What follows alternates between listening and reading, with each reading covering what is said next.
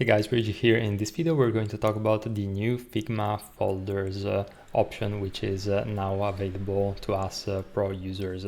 Now folders are going to essentially, as the name suggests, enable you to create folders instead of projects. So we're moving away from the previous project, and you can create a folder also within a folder. So as you can imagine, this is going to update and give us all sorts of different options in order to create more structure around our clients and personal projects in Figma, because I can go within this folder and go ahead and, as you can see, the new option right here, which enables me to create a new folder. Now, very briefly, the options that you have available, or first of all, you can change the color of the folder so that you can attribute a specific color to maybe some specific type of folders, which is going to enable us to create even more visual hierarchy at a glance. And of course, you're going to change the name to whatever name you want that folder to be.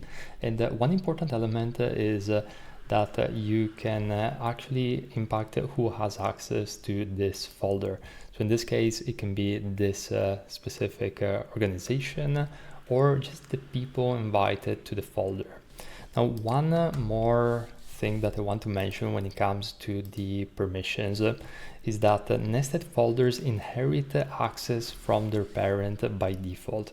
So anyone who can get into the parent can normally get into everything inside of it. And there's a planned difference worth knowing. On the organization and enterprise, you can lock down an individual nested folder to specific people. And on professional, you can't. So nested folders always inherit from the parent. You can restrict a top level folder, but not one buried inside of it. So just keep that in mind. And of course, you can impact what they can do. So either view and comment only if you don't want to give them access to the edit features in the file, or of course the edit files and add people and change their permission. All of these options are going to be available. So quite simple to use. And you're going to notice that over here on the left hand side we have all folders instead of projects.